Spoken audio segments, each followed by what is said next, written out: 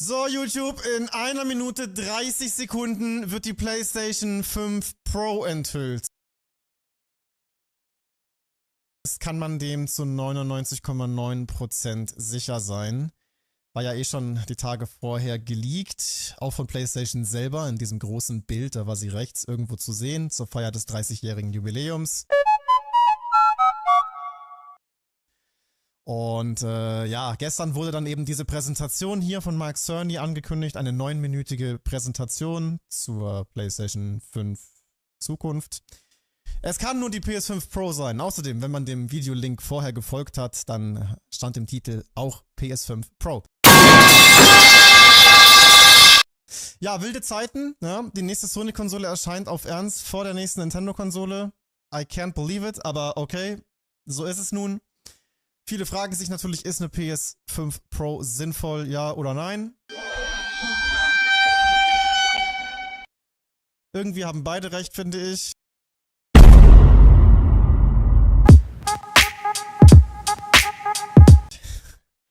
Es kommt aber auch drauf an, wie viel die kosten wird. Und ob sie ein Laufwerk hat oder nicht. Das Ding ist, wir haben hier halt alles. Gerüchte sagen, nein, man muss dann eins zusätzlich kaufen. Wäre ziemlicher Dreck. Wir haben hier halt alles. Aber dann könnte man sie natürlich günstiger anbieten. Ich persönlich glaube nicht, dass sie unter 600 € kosten wird. Ich tippe auf 650. Ohne Laufwerk. Und mal schauen, was sie so kann. Also ich erwarte auf jeden Fall dann 4K 60 FPS mit Raytracing. Ansonsten sehe ich auch wenig Grund, mir eine PS5 Pro zu holen. Obwohl ich sie mir sowieso holen werde, denn ich bin ein Konsumopfer. Und jetzt gehen wir rein. Hoffentlich wird die Präse nicht so langweilig, weil das wird halt eine technische Präsentation. Also ich gehe jetzt nicht von Spielen aus. I'm excited to be here to talk about the newest addition to our console lineup, PlayStation 5 Pro, and how it advances gaming technology. But first, I want to take just a minute to look at what we put in the original PlayStation 5 and how it delivers an exceptional gaming experience. Zu wild. When PS5 debuted in 2020, it brought a lot to the table. 8 Zen 2 CPU cores form the brains Nur keine Spiele. and enable high-speed complex gameplay, with character counts reaching into the hundreds and frame rates that can be as high as 120 frames a second. PS5 has a powerful RDNA 2 GPU, which can render anything from intricate details to fantastic worlds with vast panoramas to explore. Ray tracing allows for dramatic visual improvements, including reflections off of water or glass. Ja, aber dann hat es nur noch 30, 40 FPS. From real-time global illumination. Aber klar, sieht schon geil aus. SSD can load data at breathtaking speed, resulting in ultra-fast transitions between Das Game war so schön. Und so cool. and data streaming rates so high that traversal speeds are essentially unlimited. Tempest 3D audio tech brings an unparalleled sense of immersion to the sound of the games. With audio so real, you may not even need to Das see sah auch them. unfassbar krass aus. Returnal. Und lief super. Finally, the DualSense controller has haptics that let you feel through your hands what your character is experiencing inside of the game. Extrem geiler Controller, aber genau wie die Wonderful to Joy-Cons see such variety and Stick-Drift-Probleme. richness of game experiences. Creators have made amazing use of the hardware capabilities, but when I talk to them, I do hear about their desire for more graphics performance. The dreams of the developers are bigger than can be supported at 60 frames per second, and that leads to an aspect of modern gaming that we're all familiar with: graphics modes. It can be a difficult choice for players. Ja, es nervt. Fidelity modes emphasize the visuals, typically through higher resolution rendering. These Aber modes das hört sich might gut an. Das wollte ich sagen. Das läuft alles in 4K 60. Ihr braucht nicht mehr entscheiden. But the games only run at 30 frames per second. The visuals can be choppier, and the controls less responsive. Performance modes emphasize frame rate and interactivity, typically choosing to run at 60 frames per second. Okay. Mainly by Okay. reducing the graphical detail until those frame rates can be achieved. When asked to decide on a mode, players are choosing performance about 3/4 of the time. Removing that decision or at least narrowing that divide, is one of the key targets for PlayStation 5 Pro. We want to give players the graphics that the game creators aspire to, at the high frame rates that players typically prefer. To do that, PS5 Pro substantially improves over PlayStation 5 in 3 ways. Here's what we call the Big 3. First, we made the GPU much larger and increased the speed of also FSR, AMD FSR, I guess. The result is rendering that's up to 45% faster. Second, we made major upgrades to the ray tracing, taking a streamlined and accelerated approach that allows calculation of the rays at double or even triple the speeds of PlayStation 5.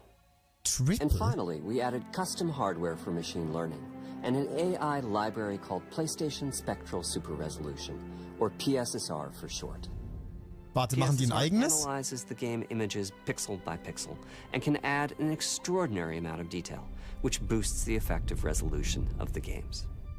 Game creators are adding PS5 Pro support to new and existing titles, and with the Big 3 involved, the results can be pretty amazing, with graphics showing something like fidelity levels of detail, but at double the frame rate. Here's The Last of Us Part 2 running on PS5 Pro. It has huge amounts of detail and targets a super smooth 60 frames per second. I'm fucking in. Compare this to the fidelity mode on PS5, which is only running at 30 frames per second and is therefore... Jetzt sagt mir einer, man sieht den Unterschied nicht. This goal of delivering almost fidelity-like graphics at performance frame rates. Aber die wollen 700 € mit Sicherheit. Set of titles, including Marvel's Spider-Man 2 and Ratchet & Clank Rift Apart. We can see that PS5 Pro is close to doubling the power of PlayStation 5. Alter, doppelte Power, WTF. Consoles is to look at PS5 Pro versus Performance mode on PS5, both of which target 60 frames per second. Ach, es gibt diese Modi noch? Is a difference in detail. Nee. PS5 Pro is much sharper and crisper than PS5.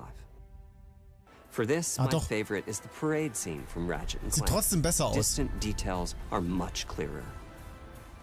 And here we can see Marvel's Spider-Man 2 is noticeably higher resolution throughout the scene, including the trees and procedural cars. So overall, some remarkable improvement to the games. On PS5 Pro, we can see increased sharpness to the graphics or smoother and more responsive gameplay. This is the Big 3 showing their value. As you've been seeing, machine learning via the PSSR library is being used quite broadly to add pixel detail and boost frame rate. 800 €. But there are as many approaches as there are game engines. The increase in raw GPU power is being especially effective for Horizon Forbidden West. Apart from the detail boost, that extra graphics power is allowing improvements to lighting and visual effects. Das ist das schönste Spiel der aktuellen Generation. As well as to the hair and the skin in cinematics. Open up, guys. Dwarf's orders. Good enough for me. Ray tracing is finding broad usage as well, particularly when the games are focused on performance. The faster hardware in PS5 Pro can make a real difference. Gran Turismo 7 to add ray-traced reflections between the cars in gameplay, while continuing to support their targeted 60 frames per second. That boost in ray tracing is also delivering big wins for Hogwarts Legacy, allowing not only for better reflections and a greater variety of reflective surfaces, but also for further realism in the casting of shadows. I hope you've enjoyed this run-through of the technology behind PlayStation 5 Pro. Simply put, it's the most powerful console we've ever built, and a worthy addition to the PS5 family.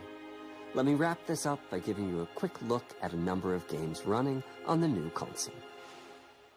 Ich will den Preis wissen!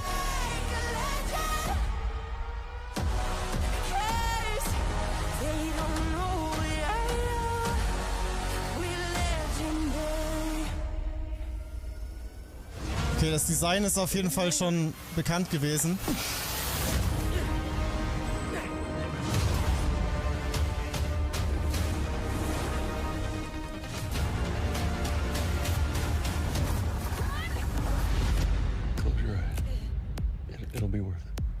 Die Leaks waren korrekt, Guys. Boah, und ich muss dann wirklich sagen, das war überzeugend und vor allem auch eine gute Präsentation. Das war nicht so trocken und langweilig wie bei PS5 Reveal. Ich erinnere mich da noch. Das haben sie jetzt viel besser gelöst, indem sie es einfach anhand von Beispielen bei den Spielen gezeigt haben. Und deswegen, also es hat mich überzeugt. Aber Preis, da glaube ich, wird's schallern. Und wahrscheinlich auch ohne Laufwerk dann, ne? Weil ich meine, wenn bisher alle Leaks richtig waren.